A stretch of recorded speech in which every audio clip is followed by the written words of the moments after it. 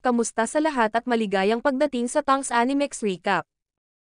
Sa puntong ito, naiulat na ang balita ng pag-atake ng League of Villains sa UA Hero Academy, na ikinagulat ng publiko.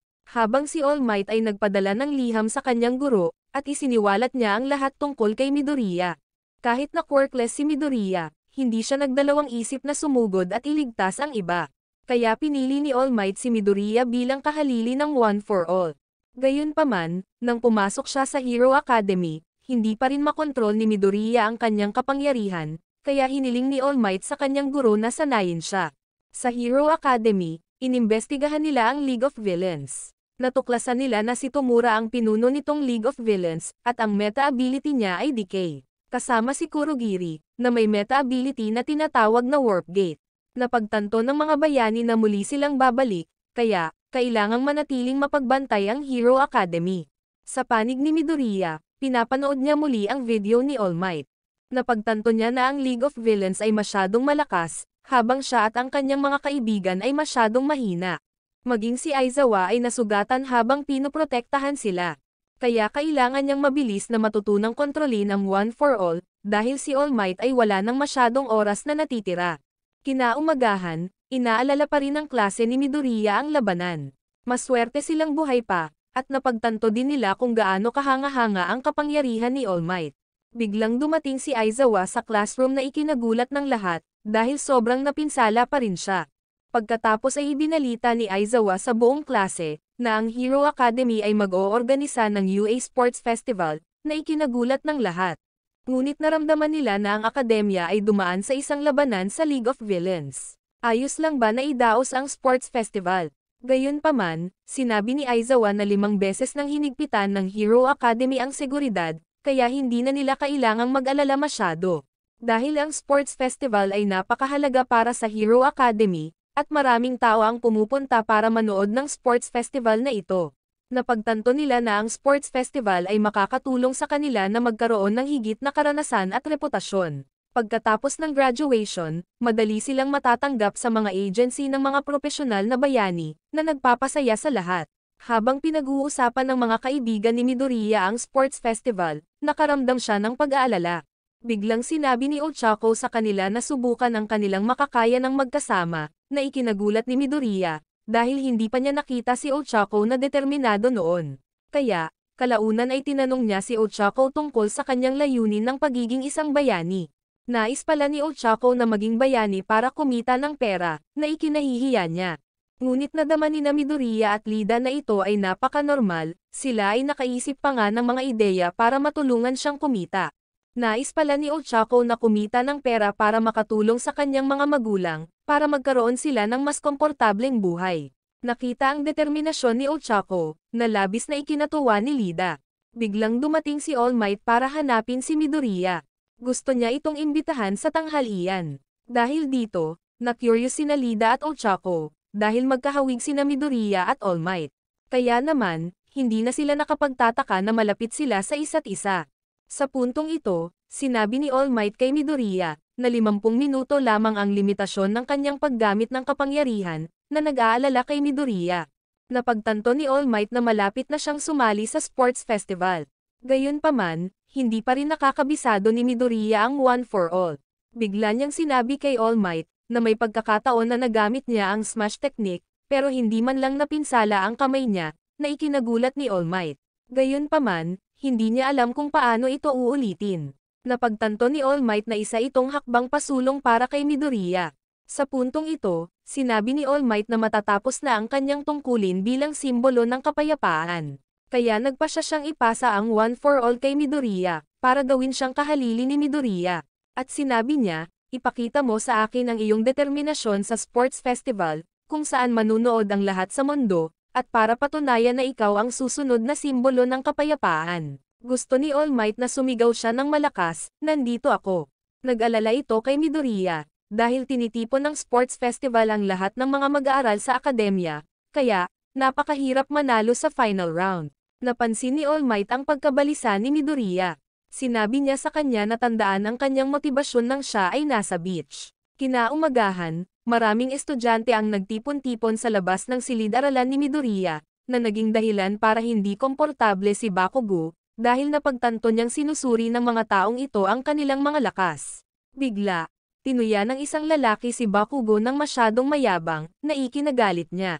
Aniya, kahit na outstanding ang Class A ni Bakugo, ang pagkawala lamang ng pagbabantay ay hahantong sa pagkatalo ng ibang klase.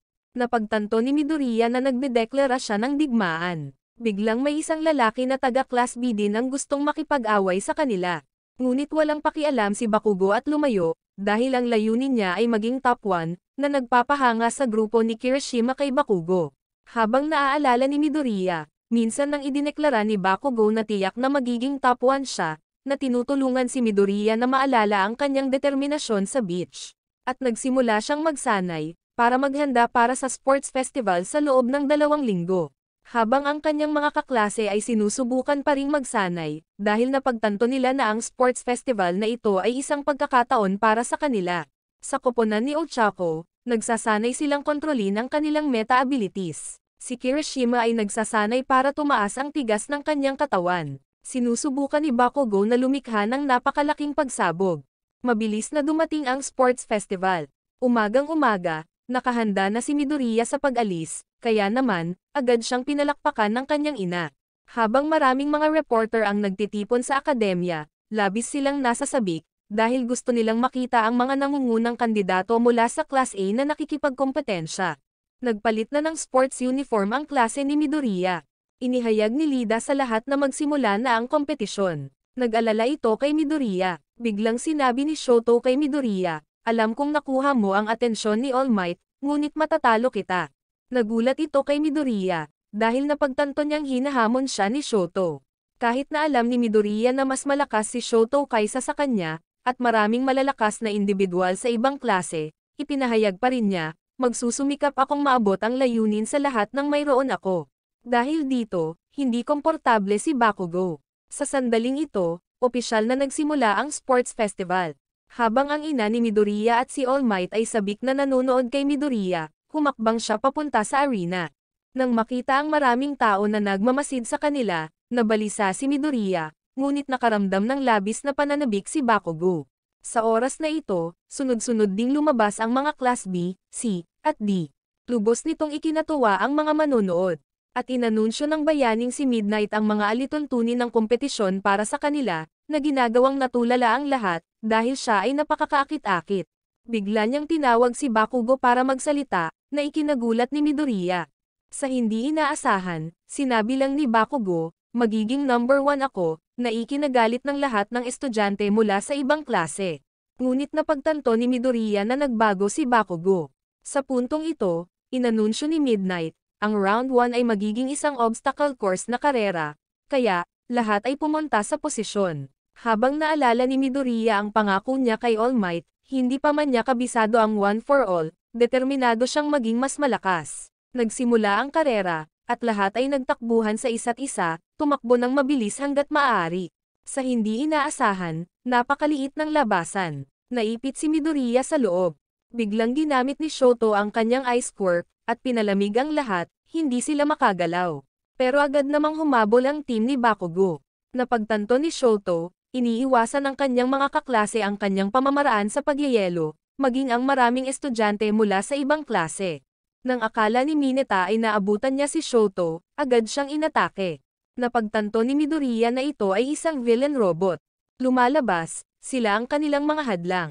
Nakikita ang naglalakihang villain robot, na nagdulot ng pag-aalala sa lahat. Nang umatake ang isang villain robot, agad itong pinalamig ni Shoto, at madali siyang dumaan, na nagpatuloy sa pagtakbo pasulong. Habang nag-iisip si Midoriya ng mga paraan upang madaig ang mga villain robot na ito, sa hindi inaasahan, si Kirishima ay natamaan at napinang nagyayelong robot.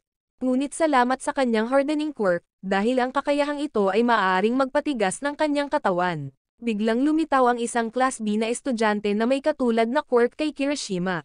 Siya pala si Tetsu na may kakayahang gawing bakal ang kanyang katawan. Kaya pareho silang nagpatuloy sa paghabol kay Shoto. Habang ginamit ni Bakugo ang kanyang explosion quirk, para lumipad sa lampas sa villain robot, ngunit naabutan siya ng 2 tao. Si Hanta na may kakayahang gumawa ng tape mula sa kanyang mga siko, at si Fumikage na may dark shadow quirk, na nagpapahintulot sa kanya na kontrolin ang kanyang anino. Sa puntong ito, dinaig din ni Lida at ng iba pa ang mga villain robot. Kinilala ni Aizawa ang kanyang mga mag-aaral, nalampasan nila ang kanilang mga takot, upang epektibong gamitin ang kanilang meta-abilities. Samantala, napagtanto ni Midoriya, hindi niya magagamit ang One for All sa unang round. Kaya kinuha niya ang isang metal shield, at ginawa itong sandata para labanan ang mga robot. Nakapagtataka, madaling natalo ng kanyang mga kaibigan ang mga robot. Habang alam ni All Might na ang pagkapanalo sa unang pwesto ay partikular na mahirap para kay Midoriya, ngunit naniniwala pa rin siya sa kanya. Sa puntong ito, naabot nila ang pangalawang hamon, The Fall, isang mahirap na daan na kailangang tumawid gamit ang mga lubid.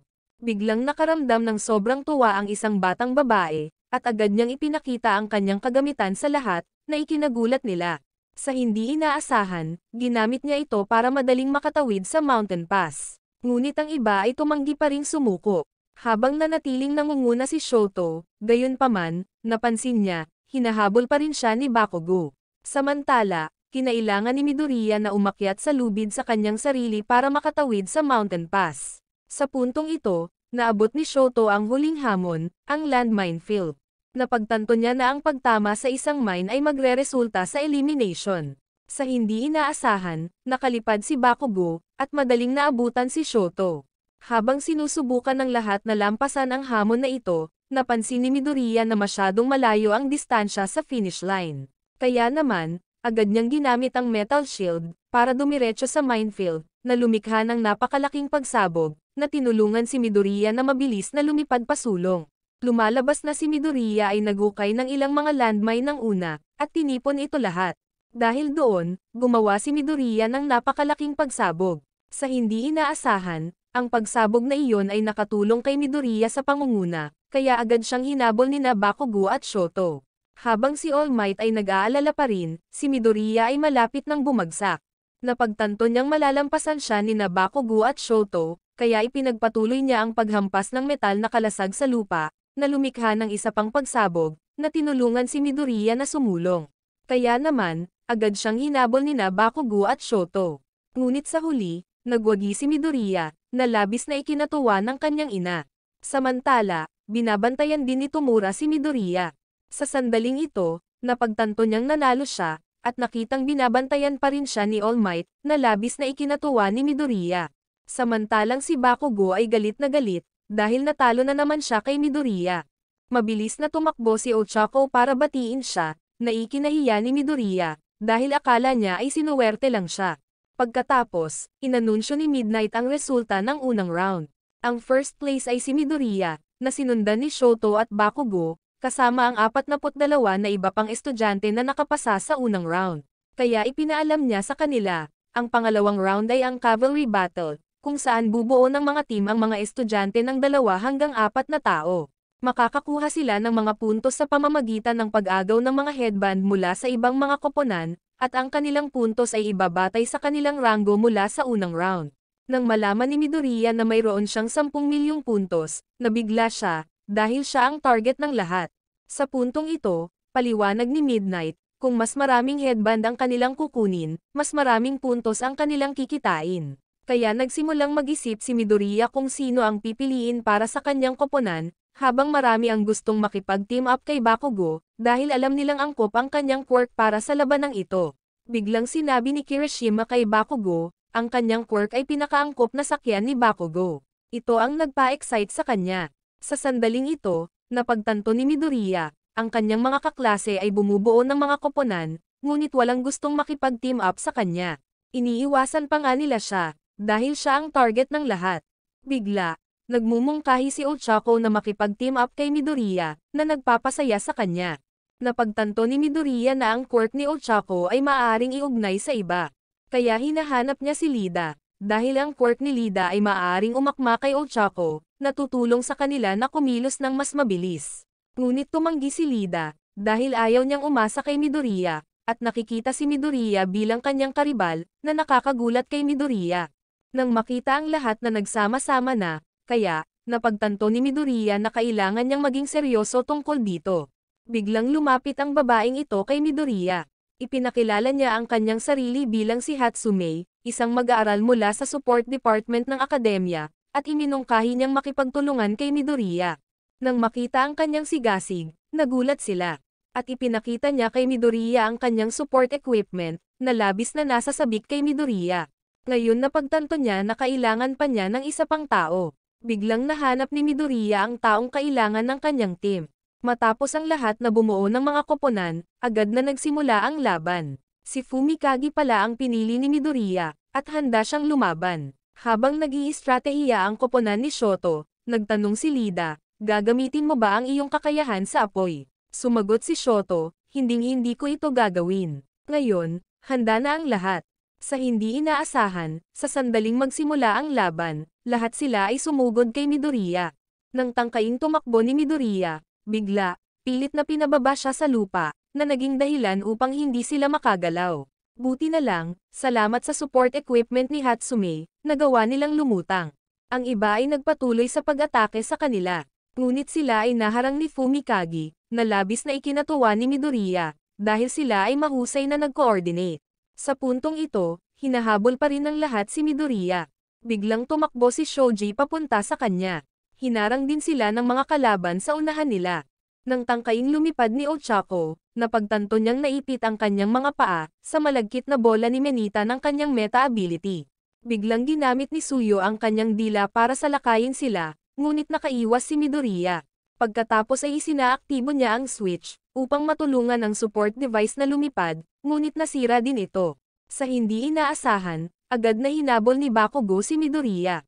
Patuloy niyang iniisip na kukunin niya ang headband, ngunit ginamit ni Fumikage ang kanyang Dark Shadow para pigilan siya. Nang makita si Bakugo na hinihila pabalik, nagulat ang lahat, dahil hanggat hindi nakalapat ang kanyang mga paa sa lupa, hindi siya lalabag sa mga patakaran. Napagtanto ni Midoriya, kailangan nilang baguhin ang kanilang plano, upang tulungan silang manatili sa laro hanggang sa katapusan. Biglang inagaw ang headband ni Bakugo, na ikinagulat niya. Lumalabas, matagal nang pinagmamasdan ng lalaking ito si Bakugo, naghihintay ng pagkakataong makuha ang kanyang headband. Ngunit patuloy niyang tinutuya si Bakugo, na ikinagalit niya, kaya, nagpa siya si Bakugo na harapin muna siya. Samantala, si Midoriya ay nakaharap kay Shoto. Sa panig naman ni Menita, nawala ang kanyang mga headband, kaya naguguluhan sila kung paano sila kinuha. Kaya naman, nagpa siya silang sabay na salakayin si Midoriya. Habang si Midoriya ay tina-target ni Shoto, kaya naman, nagsimula na rin ang kanilang pag-atake. Ngunit maraming mga koponan ang naka-target din sa kanila. Biglang gumamit ng electric attack si Denki, na nabigla ang lahat sa kuryente. At agad na nag-froze si Shoto sa lupa, para pigilan ang ibang team sa kanilang mga track, at inagaw din niya ang kanilang mga headband. Samantala, sinusubukang tumakas ni Midoriya, ngunit patuloy na humahabol si Shoto, kaya agad na sumalakay si Fumikage. Mabilis na hinarang ni Momo ang pag-atake. Biglang napagtanto ni Midoriya, na ang meta ability ni Fumikage ay magiging mas malakas sa kadiliman. Pero na-corner din ang team ni Midoriya, kaya, nakahanap ng paraan si Midoriya para sa kanila. Samantala, kinuha kay Bakugo ang kanyang mga headband ng lalaking iyon, na ikinagalit ni Bakugo. Kaya naman, nagpa siya siyang harapin ang mga ito, kaya ang koponan ni Bakugo ay sumugod sa kanila, ngunit madali niyang hinarangan ang mga pag-atake ni Bakugo. Ginamit pa niya ang meta ability ni Bakugo. Hinawakan niya si Kirishima. Nang muling umatake si Bakugo, ginamit niya ang kapangyarihan ni Kirishima para harangan ito. Sa sandaling ito, napagtanto ni Bakugo na ang kanyang kakayahan ay copy. Ang kanyang pangalan ay Nito. Magagamit niya ang meta ability ng sino man sa loob ng 5 minuto sa pamamagitan ng paghawak sa kanila. Nang muling aatake si Bakugo, hinarang sila ng isa pang team. Ang mga binti ni Kirishima ay naging hindi makagalaw, kaya sila ay tumakbo palayo. Ngunit tinuya ni Nito si Bakugo, dahil ang kanyang pananalita ay magiging number 1 siyang kalokohan, na nagpapagalit kay Bakugo. Sa puntong ito, 1 minuto na lang ang natitira sa laban. Ang koponan ni Midoriya ay napapaligiran ng yelo ni Shoto, ngunit napagtanto ni Shoto na nagme-maintain pa rin ng distansya si Midoriya, kaya naisip niya na may plano si Midoriya. Biglang ginamit ni Lida ang lahat ng kanyang lakas, para itulak si Shoto patungo sa paghawak sa mga headband ni Midoriya, nang napakabilis na wala siyang oras para mag-react. lumalabas, si Lida ay maaaring makabuo ng explosive power ng isang beses, ngunit ang kanyang engine ay kailangang huminto saglit.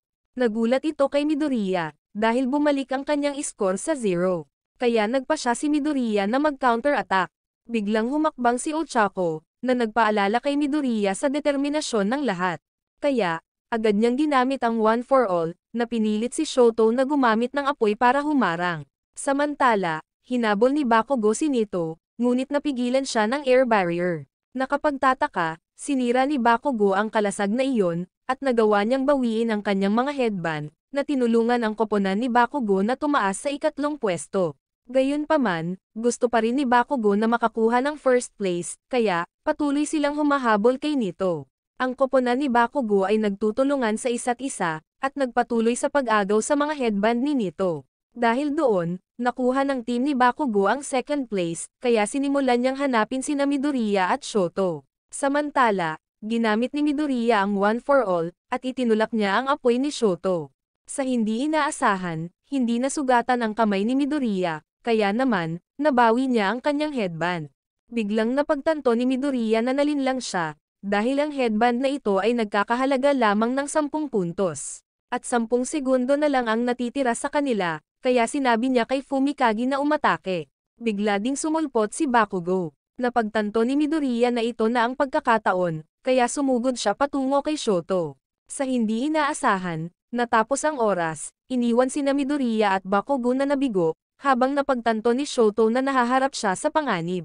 Sa huli, ang unang pwesto na koponan ay sina Shoto. Ikalawa ang pangkat ni Bakugo. Habang si Midoriya ay nabigo, humihingi ng tawad sa lahat, bigla, sinabi sa kanya ni Fumikage.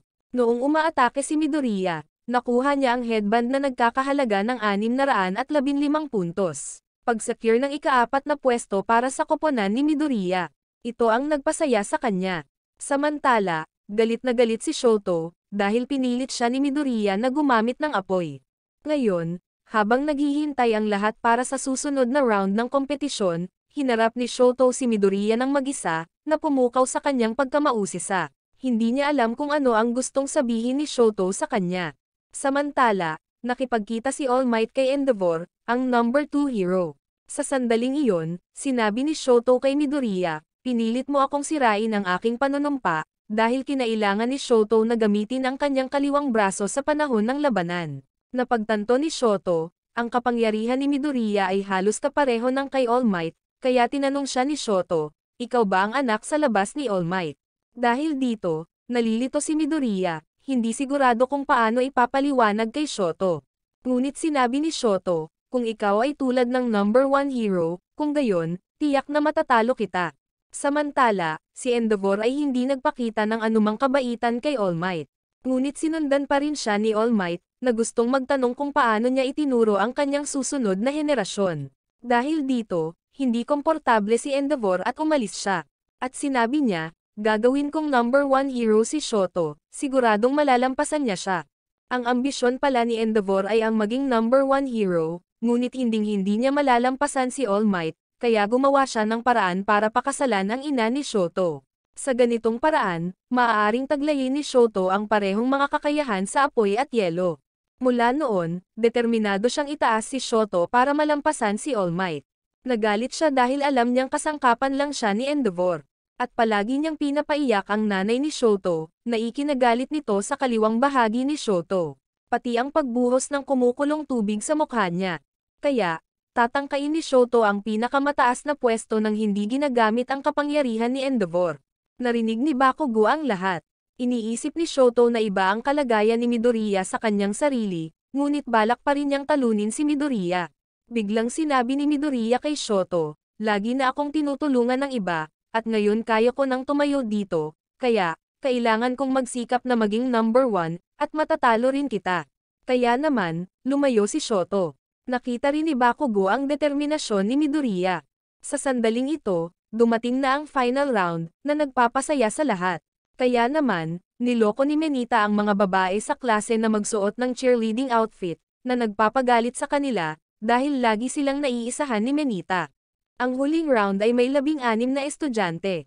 Kakailanganin nilang lumaban ng one-on-one laban sa isa't isa, kaya lahat ay nagsimulang mag-draw sa lot upang pumili ng kanilang mga matchup.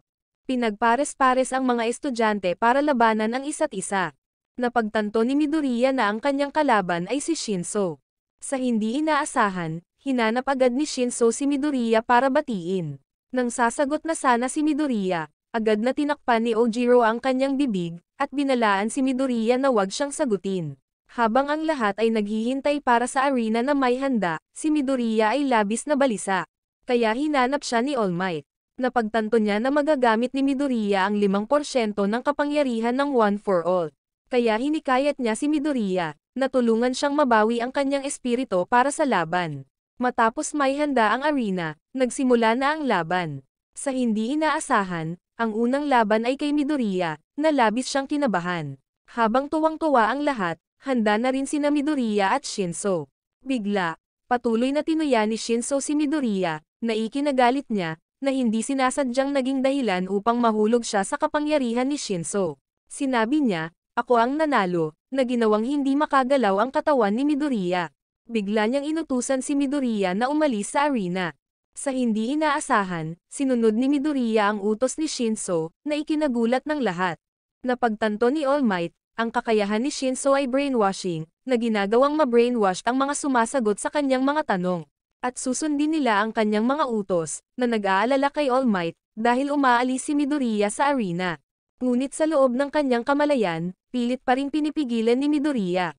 Nauna na pala na binalaan ni Ojiro si Midoriya, tungkol sa lahat tungkol sa meta-ability ni Shinso, dahil sa nakaraang laban, nakaharap niya si Shinso. Gayunpaman, nang mabangga siya, hindi sinasadyang nagising siya. Kaya naisip nila kung makakagawa sila ng pagkabigla sa katawan, matatakasan nila ang kanyang meta-ability. Sa hindi inaasahan, nahuli pa rin si Midoriya ng brainwashing ni Shinso, na labis na ikinabahala ng lahat.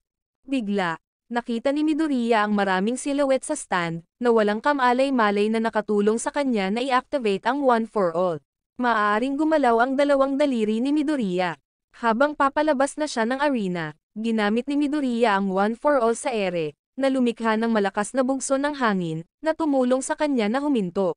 Ngunit nasugatan ang dalawang daliri ni Midoriya, na ikinagulat ni Shinso, dahil makakawala siya sa kanyang brainwashing. Sa sandaling ito, napagtanto ni Midoriya na hindi niya masasagot ang mga tanong ni Shinso. At napaisip si Midoriya, sino ang mga silhouette na iyon? Naalala niya ang mga salita ni All Might, ang One for All ay naipapasa mula sa isang tao patungo sa isa pa, kaya napagtanto niyang sila ang dating may hawak ng One for All. Sa sandaling ito, napagtanto ni Shinso na alam ni Midoriya ang kanyang sikreto, kaya sinubukan niya na masagot ni Midoriya ang kanyang mga tanong.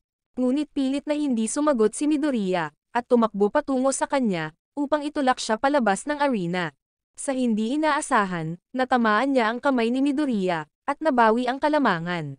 Ngunit hindi pa rin sumuko si Midoriya, at itinapon niya si Shinso sa labas ng arena. Sa wakas, nanalo si Midoriya. Sa sandaling ito, naalala ni Shinso, nang malaman ng kanyang mga kaklase na mayroon siyang kakayahan sa brainwashing, nagulat sila, dahil ang kakayahan ni Shinso ay kahawig ng isang kontrabida. Kaya, naisip niya na hindi na siya maaaring maging isang bayani. Nang makita ang pagkapanalo ni Midoriya, gumaan ang pakiramdam ng lahat. Habang inaalala ni Midoriya ang mga panunukso ni Shinso, sinabi niyang maswerte si Midoriya, kaya hindi niya maintindihan ang mga malas na tulad niya. Tanong ni Midoriya, bakit gusto mong maging bayani? Simpleng sagot ni Shinso, ito ay ang pangarap ko. Biglang pinalakpakan si Shinso ng mga kaklase niya, na ikinagulat niya, dahil nakilala na ang meta-ability niya. Sa sandaling ito, ipinahayag ni Shinso kay Midoriya, tiyak na magiging mas mahusay akong bayani kaysa sa iyo. Nang sumagot si Midoriya, hindi sinasadyang na-trigger ang kanyang kakayahan. Kaya pinaalalahanan ni Shinso si Midoriya na maging mas maingat, hindi ka dapat matalo sa isang nakakahiyang paraan. Sa sandaling ito, pinagamot ni Midoriya ang kanyang dalawang daliri, na ikinagalit ng nurse, dahil masyadong na-pressure si Midoriya kay All Might. Biglang sinabi ni Midoriya kay All Might ang tungkol sa siyam na silhouette na nakita niya, na ikinagulat ni All Might. Bata pa lang pala siya, nakita na rin sila ni All Might. Ito ay nagpapatunay na si Midoriya ay may mas mahusay na kontrol sa One for All. Sa panig ni Shoto, nakita niya ang kanyang ama. Patuloy na hiniling ng kanyang ama na gamitin ni Shoto ang kapangyarihan ng kanyang kaliwang braso, at alalahanin ang kanyang misyon na malampasan si All Might. Ngunit mahigpit pa ring tumanggi si Shoto na gamitin ang kapangyarihan ng kanyang ama. Sa sandaling ito, nagsimula ang susunod na laban. Ang kalaban ni Shoto ay si Hanta, na ikinatuwa ng lahat, habang nakatutok sina Midoriya at Bakugo sa panonood ng laban na ito. Nang magsimula na ang laban, agad na sinunggaban ni Hanta si Shoto. Nang siya ay itatapon na niya, ginamit ni Shoto ang kanyang kapangyarihan ng yelo, na naging sanhi ng pagyanig sa buong arena. Ikinagulat ito ng lahat, dahil si Shoto ay lumikha ng isang higanteng bloke ng yelo, na naging dahilan upang hindi makagalaw si Hanta. Kaya si Shoto ay nanalo ng husto, na ikinagulat ng lahat. Sa sandaling ito, tinunaw ni Shoto ang yelo para kay Hanta. Napansin ni Midoriya na parang malungkot si Shoto. Pagkatapos, dumating ang susunod na laban. Si Ibara mula sa Class B ay lalaban kay Denki. Biglang naramdaman ni Denki na napakaganda ni Ibara. Kaya nagpasya siya, pagkatapos ng laban, yayain niya ito lumabas. Nang magsimula ang laban, naglabas si Denki ng 1,300,000 na boltahe. Sa hindi inaasahan, binago ni Ibara ang kanyang buhok bilang mga baging upang harangan ang mga ito, at nahuli niya si Denki. Kaya, nanalo si Ibara. Ang kanyang meta ability ay Vines. Habang iniisip ng lahat na kamangha-mangha ang meta ability ni Ibara, si Denki ay nakakaranas ng brain short circuit, dahil gumamit siya ng sobrang kuryente. Biglang nakita ni Ochako si Midoriya na nagsusulat at nag-a-analyze ng mga kalaban. Ang marinig siyang nagdadaldal ay naging hindi komportable ang lahat. Kaya kinausap siya ni Ochako. Ito pala ang libangan ni Midoriya, at ipinakita niya kay Ochako ang kanyang pagsusuri sa mga kaklase, na ikinagulat niya.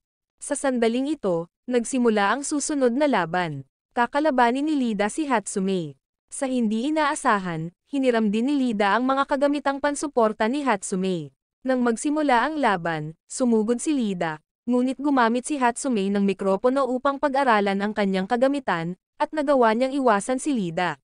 Lumalabas na ang meta ability ni Hatsume ay Zoom, na tumutulong sa kanya na makita ng malinaw ang mga bagay mula sa 3.11 milya ang layo. Ginagamit ni Hatsume ang mikropono para makaakit ng atensyon mula sa mga empleyado ng kumpanya. Kaya palagi niyang sinusuri ang kanyang kagamitan, na ipinaparamdam sa lahat na siya ay nagbebenta ng isang bagay. Habang patuloy na sinusuri ni Hatsume ang kanyang support equipment, naramdaman ni Lida na hindi siya seryoso, kaya nagagalit siya. Ngunit si Lida ay nahuli ng lambat ni Hatsume, at ipinagpatuloy niya ang pagpapakilala ng kanyang kagamitan, na ikinagulat ng support company. Pagkatapos ng 10 minuto ng pagpapakilala ng produkto, pagkatapos, lumabas si Hatsume sa arena ng mag-isa, dahil ipinakilala na niya ang lahat ng kanyang mga produkto. Kaya nanalo si Lida, pero galit na galit ito, dahil pakiramdam niya ay ginamit lang siya ni Hatsume. Sa sandaling ito, ang susunod na laban ay si Yuga laban kay Mina. Habang sinusuri pa rin ni Midoriya ang meta abilities nila. Nang magsimula na ang laban, agad na umatake si Yuga. Ginamit niya ang kanyang meta ability, Naval Laser. Pero nakaiwas si Mina. Alam niya pala ang kahinaan ni Yuga. Hindi siya makapag-shoot ng Naval Laser ng masyadong matagal. Nang nanghina si Yuga, agad na binato ni Mina ng asido ang kanyang tiyan, dahilan para madulas ang pantalon ni Yuga. Kaya naman, mabilis na natalo ni Mina si Yuga, at nanalo si Mina. Sa sandaling ito, turn na ni Fumikage para labanan si Momo. Sa pagsisimula ng laban, ginamit ni Fumikage ang kanyang Dark Shadow para salakayin siya, kaya agad na gumawa ng shield si Momo para humarang. Ngunit si Fumikage ay patuloy na umaatake, na pinilit si Momo na sumanggal lamang sa mga atake. Biglang tinulak palabas ng arena si Momo. Kaya nanalo si Fumikage, na ikinagulat ni Momo, kasi wala pa siyang ginagawa. Biglang napansin ni Midoriya na may pinuntahan si Ochako, ngunit nagsimula na ang susunod na laban. Lalabanan ni Tetsu si Kirishima. Ang isang tao ay may katawan na kasing tigas ng bakal, at ang isa naman ay may katawan na kasing tigas ng bato. Kaya agad silang sumugod sa isa't isa. Sa panig ni Lida, nakasalubong niya si Ochako sa waiting room. Napagtanto niyang nag-aalala si Ochako, dahil ang kalaban niya ay si Bakugo. Biglang dumating si Midoriya. Napagtanto ni Midoriya na hindi magiging madali si Bakugo kay Ochako, dahil ang layunin niya ay maging numero 1. Kaya ibinigay ni Midoriya kay Ochako ang kanyang notebook tungkol kay Bakugo. Ngunit tumanggi siya, dahil sa tingin niya ay magaling si Midoriya, gayunpaman, hindi siya laging umaasa kay Midoriya, kaya, nagpa siya si Ochako na lumaban ng mag-isa. Sa panig ni Kirishima at Tetsu, nag-aaway sila para makita kung sino ang mas matigas. Pareho silang patuloy na nagpapalitan ng suntok sa isa't isa. Sa hindi inaasahang pagkakataon, sabay silang bumagsak na ikinagulat ng lahat. Kaya nagpa siya si Midnight na ito ay isang draw. Sa wakas, oras na para sa laban ni Bakugo at Ochako, na nag-aalala sa lahat tungkol sa kanya. Sa sandaling ito, may kumpiyansa na humakbang si Ochako sa arena, upang harapin si Bakugo. Sinabi ni Midoriya kay Lida na si Bakugo ay napakalakas, wala siyang anumang kahinaan. Ngunit kung mahawakan ni Ochako ang katawan ni Bakugo, papalutangin siya, kung gayon, maaaring manalo si Ochako. Sa pagsisimula ng laban, agad na sumugod si Ochako kay Bakugo. Agad niyang hinulaan ang galaw ni Bakugo. Nang umatake si Bakugo, nagawa ni Ochako na umiwas, na ikinagulat ng lahat. Habang nakikita ni Bakugo na lumitaw si Ochako, patuloy siya sa pag-atake. Pero damit lang niya, pagkatapos ay lumitaw si Ochako sa likod ni Bakugo. Sa pag-aakalang mahahawakan niya na siya, ngunit itinulak siya ni Bakugo. Habang patuloy siyang sumusulong, patuloy na umaatake si Bakugo, ngunit hindi sumuko si Ochako. Ang makita siyang patuloy na inaatake ni Bakugo, ay nag-aalala sa lahat. Napagtanto nila na si Bakugo ay masyadong walang awa, dahil patuloy siyang umaatake sa isang babae. Ngunit sinabi ni Aizawa na iginagalang ni Bakugo ang kanyang kalaban. Sa sandaling ito, nakikita niyang hindi pa rin sumusuko si Ochako, na ikinagulat ni Bakugo. Biglang sabi ni Ochako, nawalan ka ng bantay. Lumalabas na si Ochako ay patuloy na nagmamadali kay Bakugo, upang basagin ang sahig ng arena. Kaya pinalipad ni Ochako ang mga piraso ng sahig sa hangin, at na-deactivate niya ang kanyang kakayahan, na nagpabagsak sa mga piraso ng sahig. Habang si Bakugo ay nakatutok sa pagharang sa mga piraso ng sahig, ngayon, si Ochako ay agad na sumugod, dahil gusto niyang maging katulad ni Midoriya. Ngunit lumikha si Bakugo ng isang malakas na pagsabog. Agad niyang pinalipad si Ochako, at sinira ang lahat ng mga pirasong bato nito, na ikinagulat ng lahat, dahil sa pakikipaglaban kay Midoriya, naging mas maingat si Bakugo. Pero hindi pa rin sumusuko si Ochako, gaya ni Midoriya. Biglang bumagsak si Ochako, pagod na pagod ang katawan, hindi na makagalaw.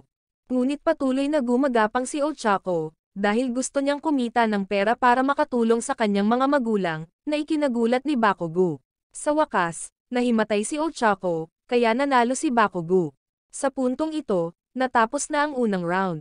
Naalala ni Midoriya ang determinasyon ni Ochako, kaya labis siyang nag-aalala. Biglang nakasalubong niya si Bakugo kaya natakot siya. Biglang nagtanong si Bakugo, sa iyo ang planong iyon, hindi ba? Ngunit sabi ni Midoriya, ang buong planong iyon ay kay Ochako. Sa puntong ito, tinutokso ng lahat si Bakugo bilang isang kontrabida, dahil nakipag-away siya sa isang mahinang babae. Ngunit pakiramdam ni Bakugo ay hindi mahina si Ochako.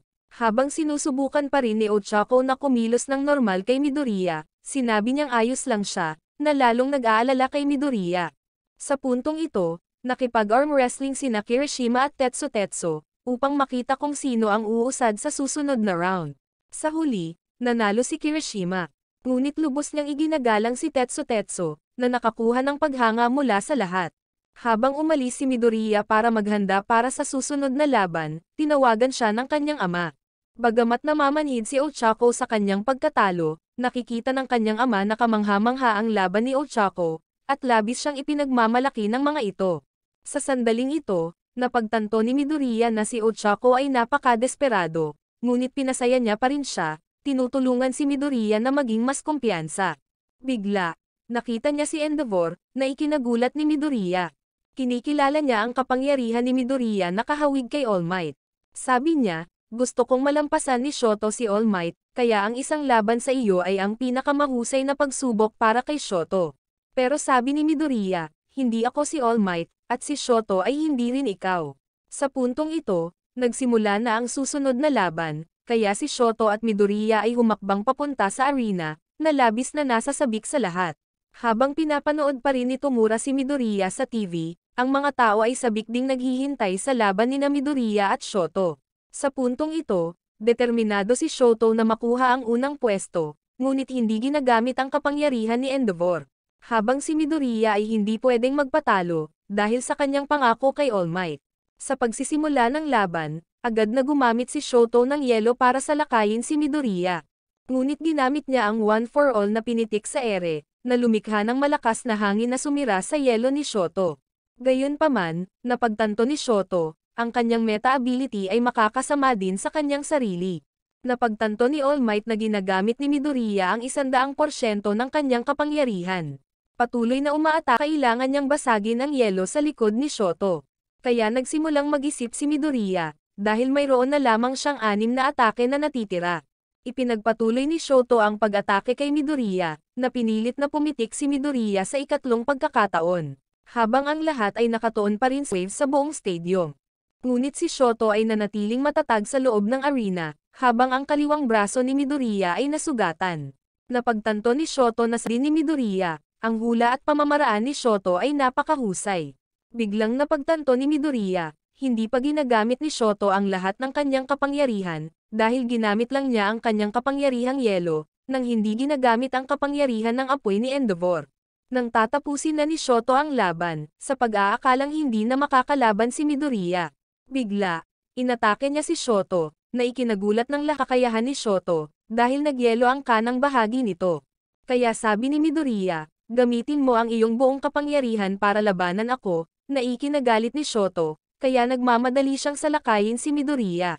Sa pagsamantala sa pagkakataong ito, agad na pinakawalan ni Midoriya ang 100% ng One for All sa kanyang braso, at sinubukan niyang wag hayaang sumabog ang kapangyarihan. Pagkatapos, sinuntok niya pabalik si Shoto, na ikinagulat ni Shoto kung bakit siya tumigil. Kaya patuloy na inaatake ni Shoto si Midoriya. Napagtanto ng mga bayani na si Midoriya ay nakikipaglaban ng walang ingat, dahil sa kasalukuyan, wala siyang nararamdamang sakit. Pero hindi pa rin sumusuko si Midoriya, dahil gusto niyang ipakita kay All Might ang kanyang determinasyon. Bigla, ginamit ni Midoriya ang kanyang bibig, upang gamitin ang kapangyarihan ng kanyang hinlalaki, at itinulak niya si Shoto pabalik. Sa sandaling ito, sinabi ni Midoriya, nais niyang maging isang bayani, upang makangiti bilang tugon sa inaasahan ng lahat, na nag-udyok kay Shoto na alalahanin ang kanyang nakaraan. Maliit pa pala, si Shoto ay palaging pinipilit ng kanyang ama na magsanay, kaya ang kanyang ina ay nakialam kay Endeavor. Ngunit sinaktan din siya nito, iniwan si Shoto na may hinanakit sa kanyang ama. At gusto nitong maging isang bayani tulad niya. Ngunit isang araw na pagtanto niyang kinasusuklaman siya ng kanyang ina, dahil ang kaliwang bahagi niya ay kahawig kay Endeavor, at sinaktan niya si Shoto. Kaya ang kanyang ina ay na-hospitalized ng kanyang ama. Sa puntong ito, patuloy na kinokontrol ni Midoriya ang One for All at sinuntok si Shoto. At sabi niya, ang lakas na ito ay sinin ng kanyang sariling bayani. Kaya nagpakawala si Shoto ng napakalaking apoy, na ikinagulat ng lahat. At nagpa siyang gamitin ang lahat ng kanyang lakas upang labanan si Midoriya, na ginawang labis na nasisiyahan si Endeavor, dahil naisip niyang tinanggap ni Shoto ang kanyang kapangyarihan. Kaya agad niyang pinagsama ang kanyang yelo at apoy na kapangyarihan. Sa makatuwid, inilagay din ni Midoriya ang 100% ng One for All sa kanyang mga binti, at sumugod patungo kay Shoto sa hindi kapani-paniwalang bilis. Pareho nilang ginamit ang lahat ng kanilang lakas upang labanan ang isa't isa, na naging sanhi ng pagkabasag ng buong arena. Ang lahat ay namangha, dahil ang kanilang mga kapangyarihan ay nakakatakot. Habang naghihintay ang lahat kung sino ang mananalo, napagtanto nilang lumipad na si Midoriya palabas ng arena. Kaya, si Shoto ang idineklara na panalo. Sa sandaling ito, labis na nasiyahan si Endeavor, dahil naisip niyang tinanggap ni Shoto ang kanyang kapangyarihan. Ngunit malalim pa rin ang hinanakit ni Shoto sa kanya. Sa katunayan, wala siyang pakialam kay Endeavor, dahil napagtanto ni Shoto na sa kanya ang kapangyarihang ito. Kasalukuyang nasa medical room si Midoriya. Nadama niya na si All Might ay naglagay ng labis na presyon kay Midoriya, na nagresulta sa kanyang malubhang pinsala. Biglang dumating ang grupo ni Ochako upang bisitahin si Midoriya, na ikinagulat ng lahat, dahil napakaganda ng laban ni Midoriya. Ngunit agad silang pinalayas ng doktor dahil sa sobrang ingay. Sa puntong ito, humingi ng tawad si Midoriya kay All Might, dahil hindi niya natupad ang pangako sa kanya. Kung hindi tinulungan ni Midoriya si Shoto na malampasan ang kanyang nakaraan, kung gayon, nanalo siya. Ngunit ayaw ni Midoriya na makitang malungkot si Shoto. Kaya sabi ni All Might, ang mga bagay na ginawa ni Midoriya ay ang mga katangian ng isang bayani. Sa panig ng arena, natalo ni Lida si Ibara, sa pamamagitan ng pagtulak sa kanya palabas sa hindi kapani-paniwalang bilis. Pagkatapos, pagkakataon na ni Fumikage na talunin si Mina. Sa puntong ito, natapos ng gamutin ng doktor si Midoriya, ngunit may galos ang kanyang kamay. At pinayuhan niya si All Might na humanap ng ibang paraan para magamit ni Midoriya ang One for All, dahil hindi na niya kayang ipagpatuloy ang pananakit sa kanyang sarili. Paglabas nila ng medical room, napagtanto ni Midoriya na marami pang estudyanteng mas magaling sa kanya. Kaya gusto ni Midoriya na pumili si All Might ng isang taong mas angkop na magmana ng One for All. Biglang isiniwalat ni All Might sa kanya, "Ako ay isa ring quirkless," na nakakagulat kay Midoriya.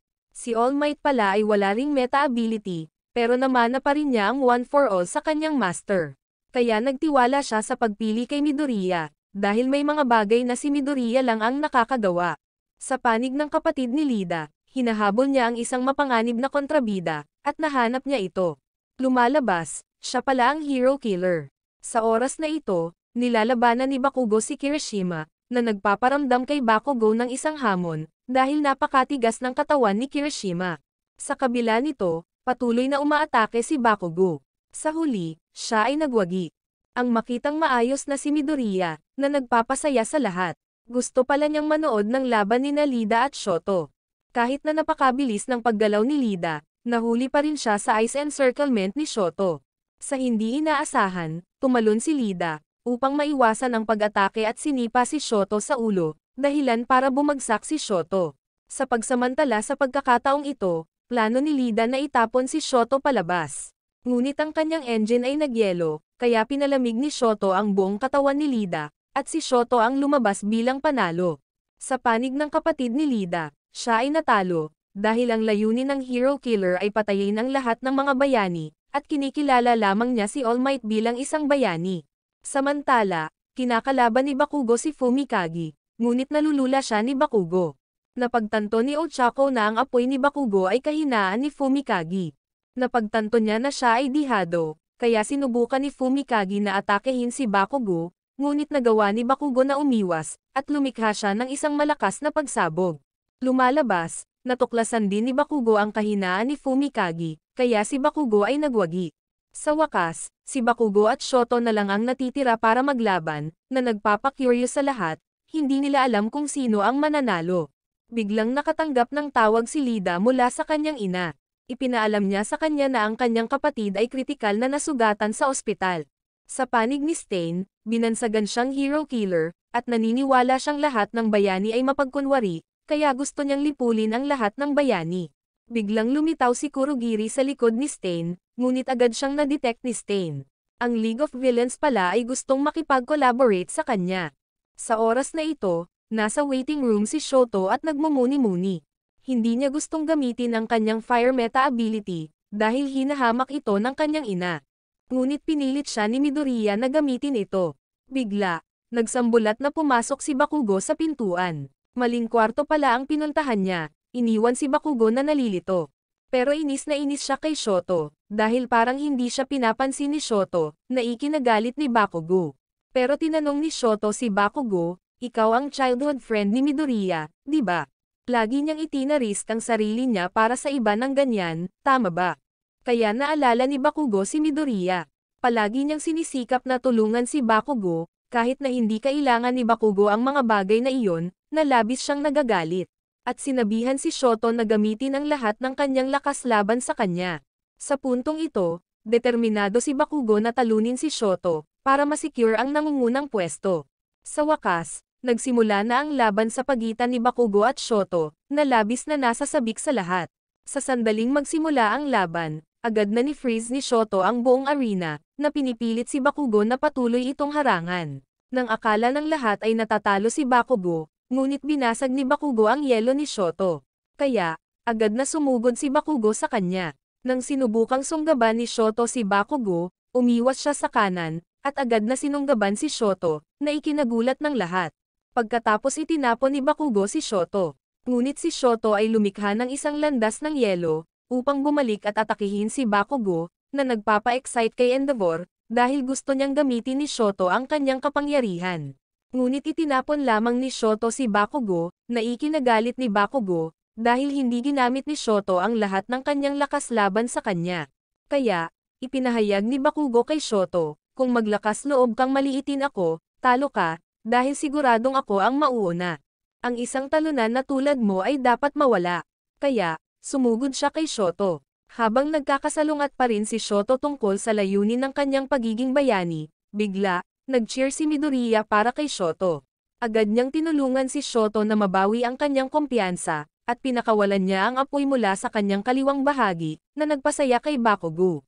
At pinakawalan niya ang kanyang pinakamalakas na galaw, na lumikha ng isang napakalaking pagsabog. Habang hinihintay ng lahat kung sino ang mananalo, napagtanto ni Bakugo, pinatay ni Shoto ang sarili niyang apoy. Kaya si Shoto ay itinapon sa labas ng arena, na ikinagalit ni Bakugo, dahil ang kanyang pagkapanalo ay wala nang ibig sabihin. Biglang naglabas ng halimuyak si Midnight, na ikinahimatay ni Bakugo. At ipinahayag niya, ang nagwagi ay si Bakugo, na nagpapasaya sa lahat. Sa wakas, award ceremony na ikinagulat ng lahat, dahil iginapos si Bakugo, kahit nanalo siya sa unang pwesto. Si Bakugo pala ay galit na galit pa rin kay Shoto. Ngunit nag-aalala si Midoriya kay Lida, dahil kanina, sinabi ni Lida kay Midoriya ang tungkol sa kanyang kapatid. Kaya agad na pumunta si Lida sa ospital, dahil ang kapatid ni Lida ang huwarang-huwaran na laging sinusunod ni Lida. Biglang lumitaw si All Might, na nagpapasaya sa lahat. Pagkatapos ay iniharap niya ang mga medalya at pinupuri ang mga nanalo. Sa sandaling ito, sinabi ni Shoto kay All Might, alam na niya kung ano ang susunod niyang gagawin. Kaya nagtitiwala si All Might na magtatagumpay si Shoto. Sa wakas, oras na ni Bakugo. Nang tatanggalin ni All Might ang kanyang pasal, agad na nagalit si Bakugo at pinagalitan siya. Tumanggi pa si Bakugo na tanggapin ang medalya.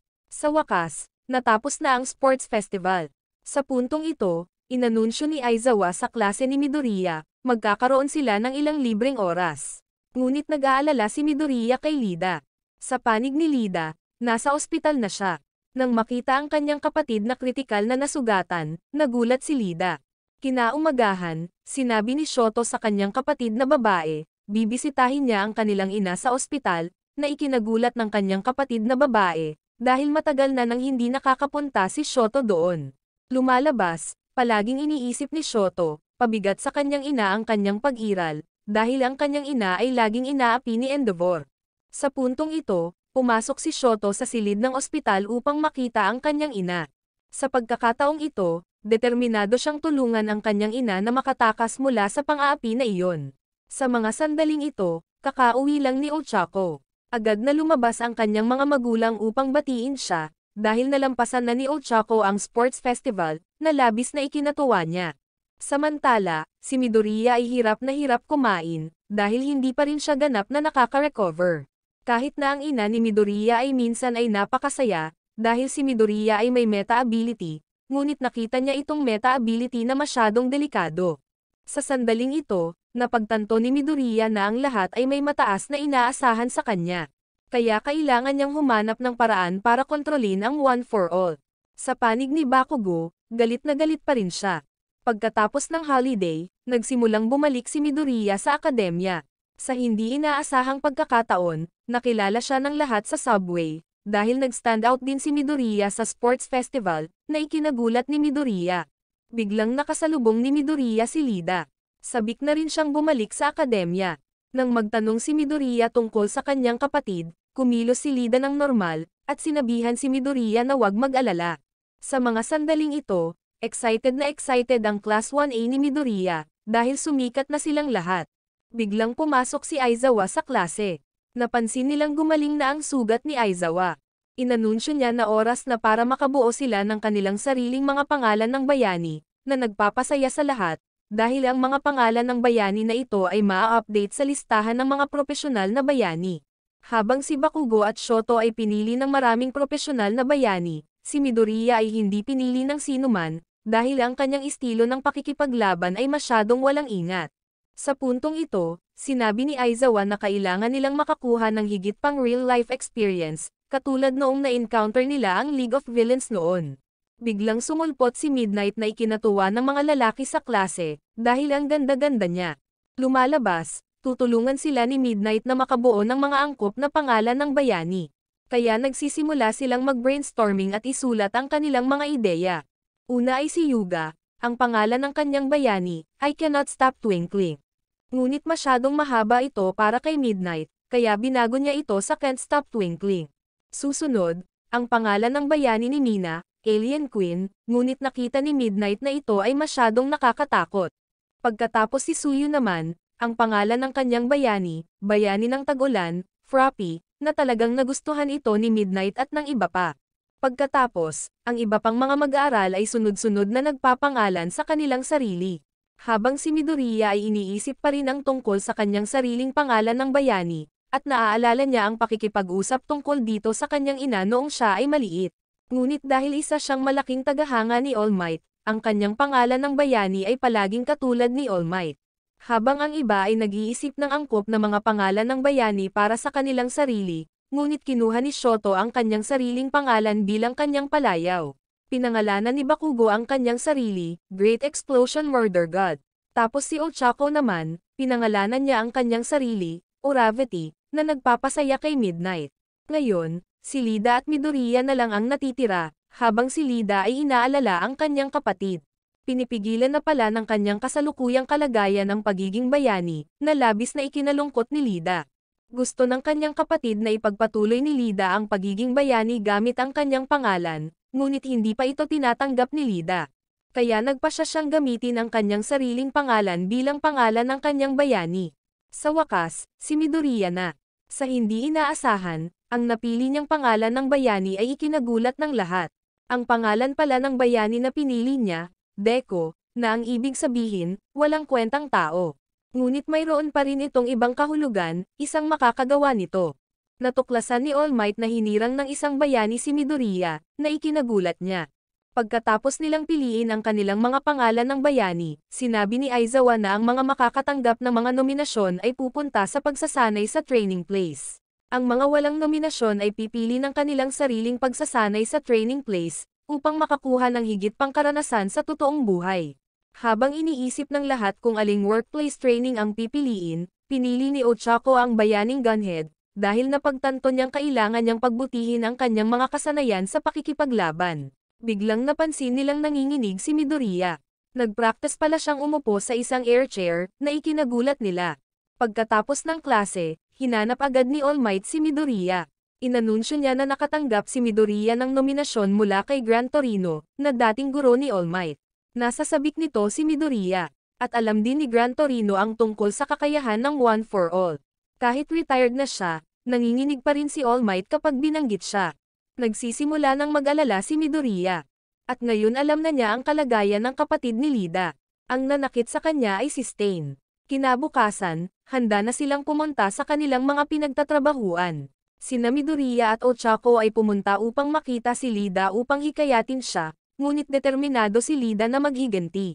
Samantala, papunta si Midoriya sa address ni Gran Torino. Habang binubuksan niya ang pinto at pumasok sa loob, nakita ni Midoriya ang dugo. Ngunit si Gran Torino ay buhay pa rin. Inaasar lang pala niya si Midoriya. Nang makita ang matandang lalaking ito na napakagulo ng ugali, nag-aalinlangan si Midoriya. Siya ba talaga ang dating guro ni All Might? Bigla siyang naging seryoso at nagtanong, gaano mo kontrolado ang One for All?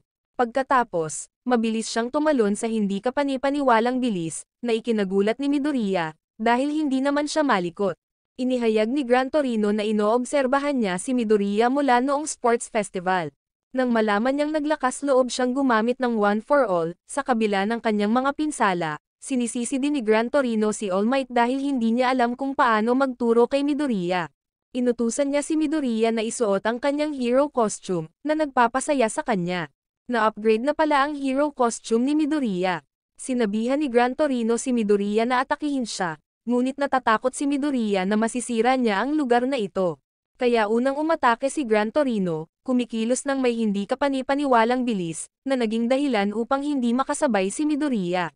At patuloy niyang inaatake si Midoriya, ngunit sinusubukan pa rin ni Midoriya na suriin ang kanyang mga galaw. Iniisip niya ang paggamit ng one for all tulad ng pagluluto ng itlog. Pagkatapos, nakita niya si Gran Torino, at agad siyang inatake ni Midoriya. Ngunit masyadong mabagal ang paggalaw ni Midoriya, kaya agad siyang nahuli ni Gran Torino, na ikinagulat ni Midoriya. Sinabi niya na masyadong nagmamadali si Midoriya, ngunit hindi niya alam kung paano kontrolin ang one for all. Wala man lang siyang natutunan tungkol dito. Kaya, ngayon ay kailangang mabilis na matutunan ni Midoriya kung paano kontrolin ang one for all. Ngunit kailangan niyang malaman ito sa kanyang sarili, bago lumabas si Gran Torino upang kumain. Sa kabilang banda, pinili ni Lida kung saan nagtatrabaho ang kanyang kapatid, dahil ang layunin niya ay mahanap si Stain. Sa panig ng League of Villains, nag-uusap sila ni Stain. Gusto siyang imbitahin ni Tomura na sumali sa League of Villains, kaya madali nilang mapatay si All Might. At ipinakita niya kay Stain ang isang larawan ni Midoriya, ngunit tumanggi si Stain, dahil palaging nakikita ni Stain si All Might bilang isang bayani. Kaya agad niyang inilabas ang kanyang sandata. Sinusubukan ni Midoriya na kontrolin ang one for all, at naalala niya ang kanyang mga laban. Biglang napagtanto ni Midoriya ang isang bagay na hindi niya napansin noon. Ibig sabihin, makikita ang one for all na parang sariling katawan. Habang nasa labas pa rin si Gran Torino na inoobserbahan si Midoriya, si Bakugo naman ay nakarating na sa lokasyon ng Hero Number 4, si Tsunago. Bagamat nagpadala si Tsunago ng sulat ng rekomendasyon para kay Bakugo, hindi niya gusto si Bakugo, na ikinagulat niya. Lumalabas na si Tsunago ay humanga lamang sa kanyang meta-ability, na nagpagalit kay Bakugo. Ngunit agad na itinali ni Tsunago si Bakugo. Gusto pala ni Tsunago na turuan si Bakugo na maging isang huwarang bayani, at hindi na siya mawawalan ng init ng ulo. Sa panig ni Kirishima, nakita niya si Tetsu. Pareho pala silang nominado para sa iisang trabaho, na nagpapasaya sa kanila. Sa panig ni Ochako at ng iba pang kaklase, lahat sila ay nakahanap ng angkop na trabaho para sa kanilang sarili. Sa hindi inaasahan, pinili ni Shoto na magtrabaho sa lugar ng kanyang ama, na nagpasaya sa kanya. Habang mahimbing na natutulog si Gran Torino, nag-iisip pa rin si Midoriya ng mga paraan para makontrol ang one for all. Napagtanto niyang madaling kontrolin ni Bakugo ang kanyang meta-ability, kaya nagsimula na rin si Midoriya sa pagsasanay. Sa kasalukuyan, nakabisado na niya ang 5%, kaya nagpa siya si Midoriya na tumalon sa pader na ito. Habang naglalagay siya ng puwersa sa kanyang mga binti at tumalon, agad siyang nabangga sa dingding. Napagtanto ni Midoriya na kailangan niyang maglagay ng puwersa sa kanyang mga binti at braso. Kaya sinubukan muli ni Midoriya, ngunit patuloy siyang nabigo. Kinaumagahan ng magising si Gran Torino, nakita niyang pagod na pagod si Midoriya. Napagtanto niya na kailangang sanayin si Midoriya ng iba kay All Might. Lumalabas na dati si All Might ay maraming beses niyang tinamaan. Biglang naglagay ng microwave oven si Gran Torino, kaya agad niyang sinabihan si Midoriya na mag-bake ng cake. Habang si Midoriya ay patuloy na nag-iisip tungkol sa pagkontrol sa one for all, nang sinubukan ni Gran Torino ang isang piraso ng cake, nalaman niyang napakatigas nito. Kaya sinisisi niya si Midoriya sa hindi paggamit ng umiikot na plato sa oven. Bigla, napagtanto niya ang isang paraan upang makontrol ang one for all, dahil palagi niyang ginagamit ang one for all sa isang partikular na bahagi ng kanyang katawan. Ngayon, sinubukan ni Midoriya na gamitin ang one for all sa kanyang buong katawan. Napagtanto ni Gran Torino na tama ang ginawa ni Midoriya. Kaya na-unlock ni Midoriya ang 5% ng one for all, kaya nagpa siya si Gran Torino na makipag-spar sa kanya. Sa loob ng 3 minuto, kailangan siyang mahuli ni Midoriya. Kaya napakabilis ng paggalaw ni Gran Torino, at sinipa si Midoriya sa mukha, dahilan para hindi makasabay si Midoriya sa kanyang bilis. Napagtanto niyang wala na siyang oras para gamitin ang one for all, kaya agad na umupo si Midoriya sa kanyang upuan. Nang nagmamadaling bumaba si Gran Torino para umatake, agad na gumamit si Midoriya ng one for all, at tumalon siya para saluhin si Gran Torino. Ngunit umiwas siya, at sinipa niya si Midoriya sa dingding. Natapos na ang 3 minutong limitasyon sa oras. Napagtanto ni Midoriya na mahirap panatilihin ang one for all, ngunit nakita ni Gran Torino na bumuti si Midoriya. Nang babalik na si Gran Torino para mag-almusal, nakita niyang nahulog ang cake sa lupa. Kaya sinabi niya kay Midoriya na bumili ng bago, at nagpa siya si Midoriya na tawagin ang bagong diskarteng ito na one for all, full count. Habang si Ochako ay nagsasanay pa rin ng mga kasanayan sa pakikipaglaban, si Bakugo ay pinagupit ni Tsunago ng napakaayos ng kanyang buhok, kaya hindi siya komportable. Sa oras na ito, ipinapaalam ni Sukauchi kay All Might, na test na nila ang DNA ni Nomo, at nalaman nilang isa pala itong thug. Ngunit sa loob niya ay naglalaman pa rin ng maraming DNA ng iba, kaya si Nomo ay maaaring magkaroon ng maraming meta-abilities. At napagtanto niya na si Nomo ay nilikha ng mapanganib na individual na iyon, na ikinagulat ni All Might, dahil napagtanto niyang bumalik ang mapanganib na individual. Sa panig ni Stain, nakuha niya si Tomura, na nagdulot sa kanya ng sakit. Maging sila ni Kurogiri ay hindi makagalaw. Biglang nabulok ni Tomura ang kanyang espada, at sinabi niyang ang kanyang layunin ay sirain ang mundong ito, nakakagulat kay Stain. Napagtanto ni Stain na isa siyang baliw. Sa puntong ito, hiniling ni Stain na ibalik siya sa dating lugar, dahil mayroon pa siyang ilang bagay na dapat gawin doon. Sa panig ni Lida, nag-iimbestiga pa rin siya ng balita tungkol kay Stain, dahil alam niyang lilitaw siya muli sa lungsod na ito. Habang si Midoriya ay nagsasanay pa rin kay Gran Torino, ngunit hindi pa rin siya mahuhuli ni Midoriya. Biglang binanggit ni Gran Torino ang paglipat sa Phase 2. Lumalabas na gusto niya si Midoriya na mahuli ang mga kontrabida, dahil makakatulong ito sa kanya na magkaroon ng tunay na karanasan sa pakikipaglaban. Kaya agad niyang dinala si Midoriya sa isang lungsod na maraming kontrabida. Samantala, sinusubukan pa rin ni Lida na magpatrolya kasama ang kaibigan ng kanyang kapatid. Napagtanto niyang hinahanap ni Lida ang hero killer, kaya sinubukan niyang payuhan si Lida, ngunit hindi pa rin makalimutan ni Lida ang kanyang paghihiganti. Sa puntong ito, patuloy na hinahanap ni Tomura si Stain. Aniya, reformahin niya ang lungsod na ito, dahil naniniwala siyang ang titulo ng bayani ay dapat lamang ibigay sa mga dakila. Ngayon, napakaraming mga bayaning gutom sa pera, kaya gusto niyang alisin ang lahat ng mga bayani, na nagpaparamdam kay Tomura na labis na nasa sabik. Kaya sinabi niya kay Kurogiri na palayain ang Nomogang. Sa hindi inaasahan, 3 Nomo ang lumitaw. Sa sandaling ito, nasa tren si Midoriya kasama si Gran Torino. Pagkatapos, ang kanilang tren ay inatake ng isang Nomo. Kaya naman, agad siyang sinipa ni Gran Torino sa muka, at dinala siya sa labas. Napagtanto ni Midoriya na ang lungsod ay inaatake. Lumalabas na gusto ni Tomura na sirain ng Nomogang ang lungsod, upang makaakit ng maraming bayani hanggat maaari. Nang balak ni Lida na humingi ng tulong, natuklasan niya si Stain. Habang pinaplano ni Stain na patayin ang bayaning ito, kaya agad siyang inatake ni Lida. Ngunit si Lida ay napatumba niya. Nakikita ni Stain ang hitsura sa mga mata ni Lida, at napagtanto niyang narito siya para sa paghihiganti. Sa sandaling ito, nagtanong si Lida, naaalala mo pa ba si Ingenium? Sa panig ni Midoriya, tumatakbo siya para tulungan ang mga bayani. Napagtanto niyang napakalakas ng Nomo, kaya agad niyang ginagamit ang One for All, para tumakbo roon ng mabilis hanggat maaari. Habang ang Nomogang ay umaatake pa rin sa lungsod, dahilan para matakot ang lahat, kaya agad na pumagitna si Gran Torino. Biglang nilamon ng apoy si Nomo, na ikinagulat ni Gran Torino. Dumating na pala si Endeavor. Sa sandaling ito, nakikita ni Midoriya ang lungsod na nasa kaguluhan. Bigla, nakita niya ang 2 Nomo na lumilitaw, na naging sanhi ng pagkasunog ng mga boss, kaya ang mga bayani ay nagtutulungan upang ihinto ang Nomo at mapatay ang apoy. Napagtanto ni Midoriya na hinahanap ni Lida ang hero killer dito, kaya agad siyang tumakbo para hanapin si Lida. Habang si Stain ay hindi nagtatanong kung sino si Ingenium, sabi ni Lida, si Ingenium ang magpapatalo sa iyo. Kaya inatake niya si Stain, gayunpaman, nagawa ni Stain na umiwas. Pagkatapos ay hinampas niya siya, at sinaksak ang kanyang espada sa balikat ni Lida. Pinahiya pa niya ang 2 kapatid ni Lida. Sa puntong ito, sinabi sa kanya ni Lida na dahil sa kanya, hindi na maaaring maging bayani ang kanyang kapatid. Siya ang palaging pride ni Lida, na labis na ikinagalit ni Lida, desidido siyang patayin si Stain.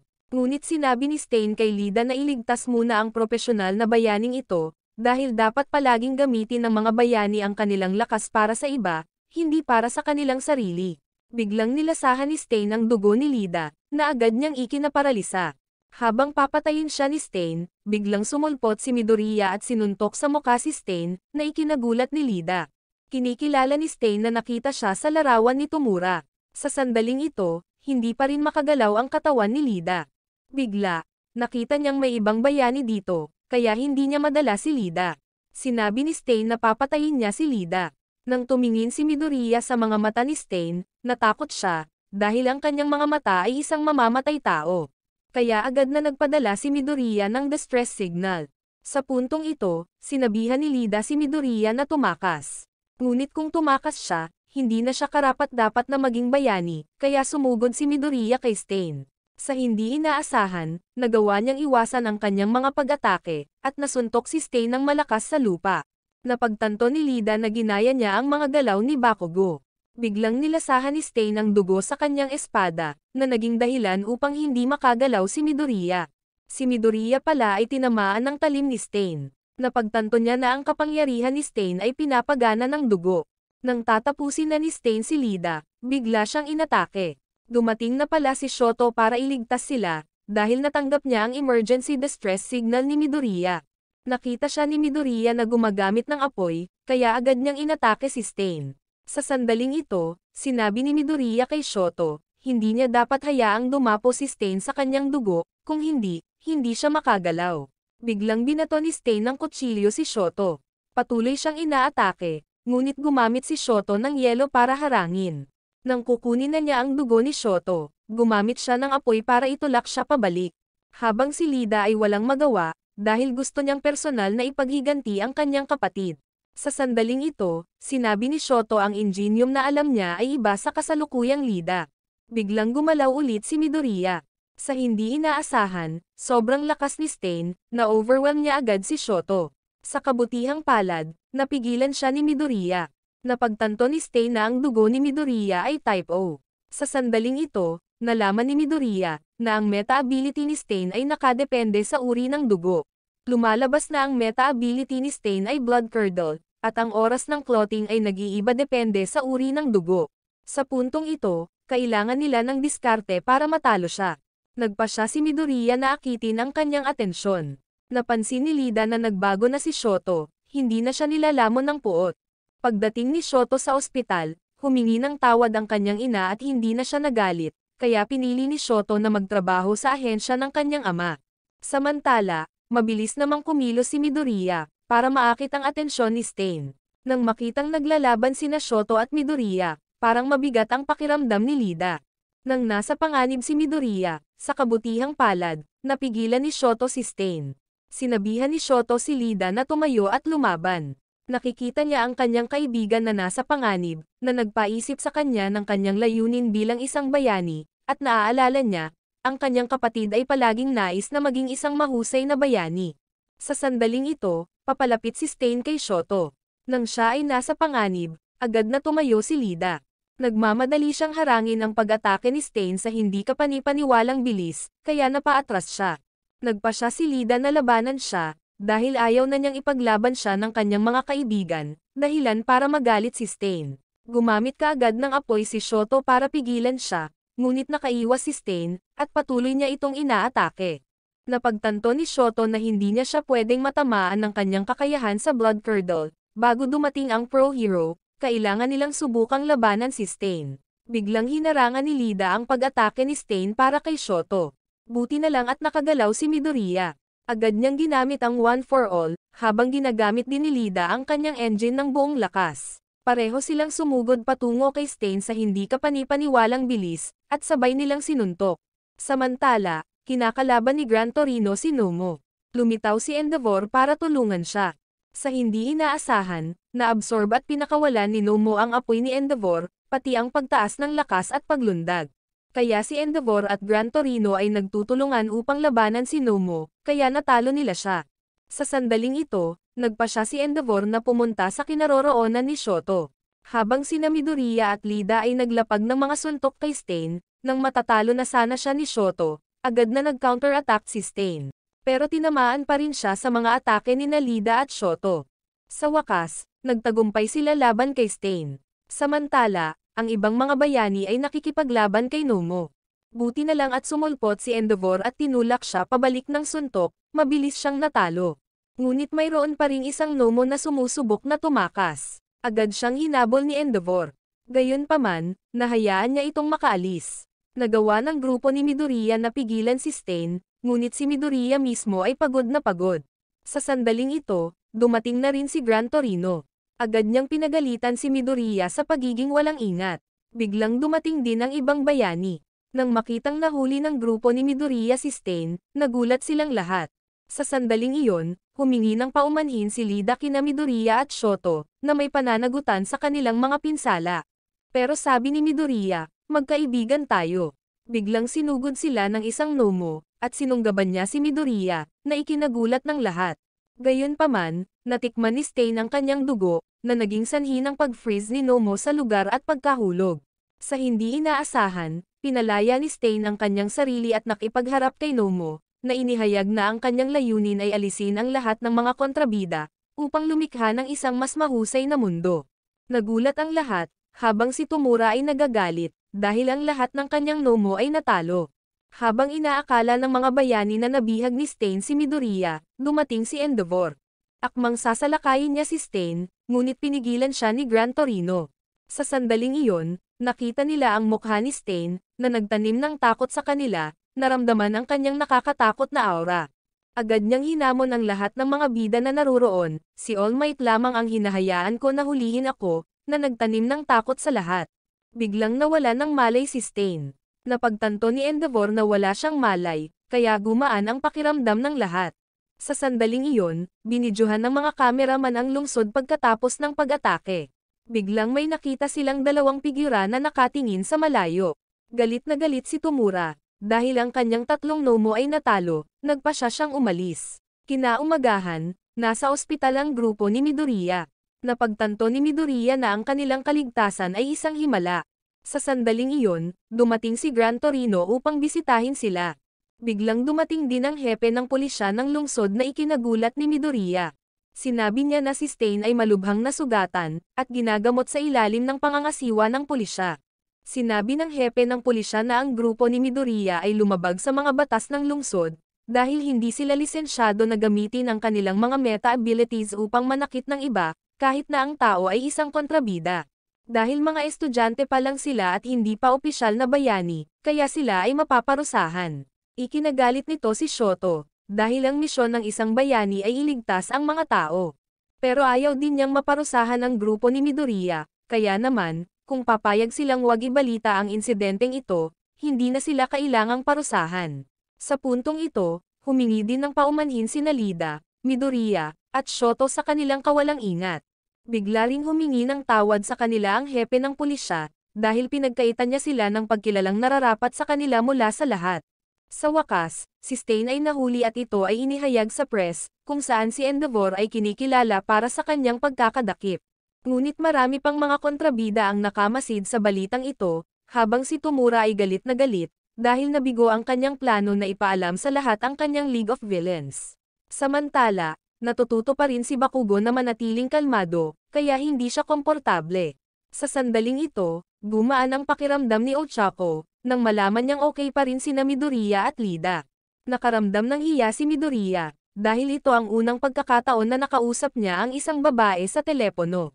Sa sandaling ito, tinawagan ni Gran Torino si All Might. At pinagalitan niya si All Might, dahil sa kawalang ingat ni Midoriya na naubos niya ang kalahati ng kanyang retirement fund. Maging ang kanyang personalidad ay kahawig ni All Might noong bata pa siya. Ngunit naramdaman ni Gran Torino na konektado si Stain sa League of Villains, dahil pagkatapos ng insidenteng ito, dadami lamang ang League of Villains. At ang boss nila ay ang pumatay sa mentor ni All Might, ang kahalili ng One for All sa nakaraang henerasyon, at ang nagdulot ng peklat sa tiyan ni All Might ay walang iba kundi ang All for One. Sa panig ng mga kontrabida, kumakalat ang isang video tungkol kay Stain. Idol na pala noon ni Stain si All Might. Gusto pa nga niyang maging bayani sa kanyang sarili, ngunit walang tumanggap sa kanyang mithiin ng kabayanihan. Dahil naniniwala siya na dapat palaging isakripisyo ng mga bayani ang kanilang sarili para sa iba, kaya nagpa siya siyang maging kontrabida, para lipulin ang mga itinuturing niyang hindi karapat-dapat na maging bayani. Matapos kumalat ang video tungkol kay Stain, kaya maraming mga kontrabida ang yumakap sa kanyang mga mithiin, at nagsimula silang mag-gravitate patungo sa League of Villains. Sa oras na ito, si Midoriya lamang ang nananatili sa ospital, dahil ang kanyang mga pinsala ay hindi pa ganap na gumaling. Sa panig ni Bakugo, pinapatrol siya ni Tsunago. Nakapagtataka, medyo sikat siya sa mga tao. Habang si Bakugo ay sinasamantala ng mga bata, na ikinagalit niya. Hindi alam ni Tsunago kung paano baguhin ang ugali ni Bakugo. Habang ipinagpatuloy ni Ochako ang kanyang pagsasanay sa pakikipaglaban, nalaman ni Momo ang kanyang sarili na may tungkulin sa photography. Sina Kirishima at Tetsu ay nasa tungkulin sa pangungulekta ng basura. Samantala, nagtatrabaho si Tsuyu sakay ng barko ng Oki Mariner Crew, kasama ang kanilang kapitan na si Selkie. Bigla, nakatanggap sila ng isang apurahang misyon, na nagudyok sa kanila na tumulak sa dagat. Lumalabas na ang koponan ng Coast Guard ay nakakita ng mga smuggler, at ang kanilang misyon ay hulihin ang mga smuggler na ito. Si Selkie ay sumisid sa karagatan, na inihayag ang kanyang Spotted Seal Meta ability. Habang mabilis na lumalangoy si Selkie, lalong nag-aalala si Tsuyu. Bumalik kaagad si Selkie. Dahil natuklasan nga ni Selkie ang barko ng mga smuggler, binibigyan niya ng mga gawain ang lahat. Ngunit si Tsuyu ay hindi kasama sa misyon, dahil sa panganib na harapin ng direkta ang mga smuggler. Papalapit sa barko ng mga smuggler. Pinahintulutan nila si Selkie na madaling suriin ang kanilang sisidlan, ngunit walang nakitang kontrabando. Nang gustong suriin ni Selkie ang kompartamento ng imbakan ng isda, itinulak sila pababa ng mga ito. Ang dalawang ito pala ang mga smuggler. Sa oras na ito, hindi makontak ni Sirius sa barko si Selkie, kaya ginamit niya kaagad ang kanyang meta ability, ang Good Ear. Hinahayaan siyang makarinig ng mga tunog sa pinakamababang frequency, at narinig niya ang senyales ni Selkie.